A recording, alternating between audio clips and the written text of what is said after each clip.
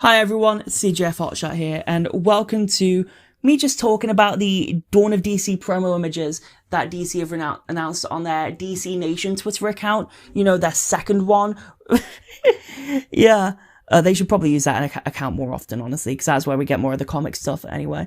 But yeah, we're just going to talk about like those promo images, like what they're using to sell the series, because I think it's like quite important when it comes to like branding that like we know what they're doing and that it accurately reflects what's going on in the books so that there's like no misconstruing, you know?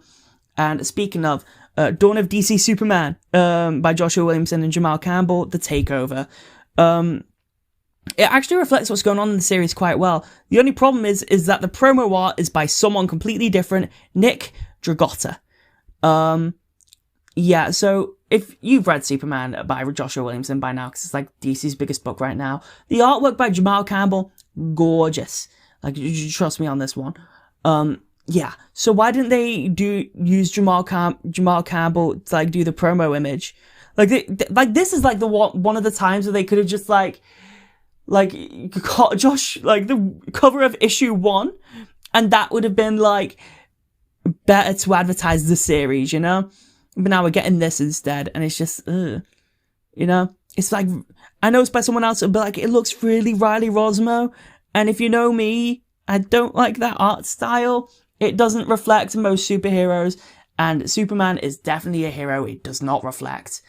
So yeah, it just kind of comes off as ugly, but it does reflect what's going on in the series, that Superman and Lex Luthor's relationship is very different now, because of certain happenings in Metropolis and Luthor Corps. Or is it Lex Corps? I can't remember.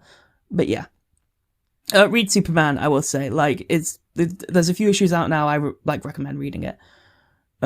Image 2, Nightwing by Tom Taylor and Bruno Redondo, Titan. And the reason I was given the Superman cover flack, Superman promo image flack, is because this promo image is by the artist of the book, Bruno Redondo. There isn't like much to say about this one. It's like a very generic image, I will say. Like very vague things going on. And the promo line is Titan, because the current arc in Nightwing right now is about the Titans. Which is weird because it's like, if you're going to do it on Titan, why not have like the Titan silhouettes in the background? I don't know what DC are doing with this one, but like, you know, I think it's just because like Nightwing's selling well anyway, and it's going to be the same creative team, which I'm still kind of mad about, because they like shuffled over the Wonder Woman and Flash creative teams. We'll get to Wonder Woman and Flash as well, but it's just like, yeah. So overall, there's not really much to complain about this promo image. It's more of what we've been getting for the past 2 years. So if you like Nightwing now, you'll like what's going on with Dawn at the DC. If you don't like Nightwing now, yeah, tough break. Wonder Woman by Tom King and Daniel Sampere. People know my opinions on Tom King right now, and that is, I'm glad he's not on The Flash. So we'll move swiftly on from that and go to like Daniel Sampere. Again, not only is the artwork of the series by Daniel Sampere, but also is the promo art for the book. I'm going to point this out for everything. So yeah. Of course, we don't really know what's going on in the series other than like what Tom King has told us, and that is, I don't think, a good impression when you want to make people start reading Wonder Woman. I don't think. Like, I know that like Wonder Woman isn't getting like a fiery fan response, but I also know that Becky Cloonan and Michael Conrad's Wonder Woman run isn't hated. So I just think it like needed more time in the oven. Like, I think it's like one of those like long goal ones. I say this knowing that I don't read Wonder Woman, by the way. It's just like, if you're a Wonder Woman fan, I'm sorry that Tom King's on your book, but hey, glad it's not The Flash though, right? At least you got Daniel Sampere on artwork. That's something you should be great about, because Daniel Sampere is, of course, like the Crisis artist of Dark Crisis, and did Action Comics earlier in the year. Green Arrow, not earlier in the year. He did Action Comics in 2021. There we go. Green Arrow Lost. Joshua Williamson, Sean Isaacs. Promo art by Sean Isaacs. This is actually like something I need to talk about, because I didn't expect this to get a promo image. Like, this is like revealed in the Green Arrow week, so this was revealed a little early, but like, of course, like from the round of DC Nation tweets. So it's just like, yeah, obviously it's like the pitch for this series is that Oliver Queen is lost through time and space.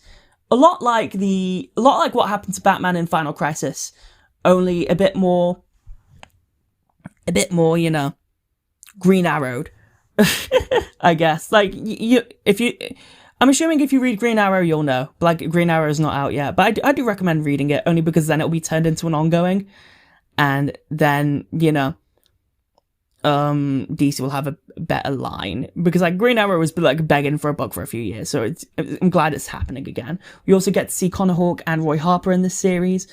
Yeah, overall I really like this one. Green Arrow lost. It feels like Oliver Queen's lost all the time, so it feels very appropriate. Stranded on a desert island, like always. All right, Batman Catwoman showdown. Yeah, so they're doing a Batman-Catwoman crossover this year, as if Batman didn't already have enough events. The tagline is Showdown.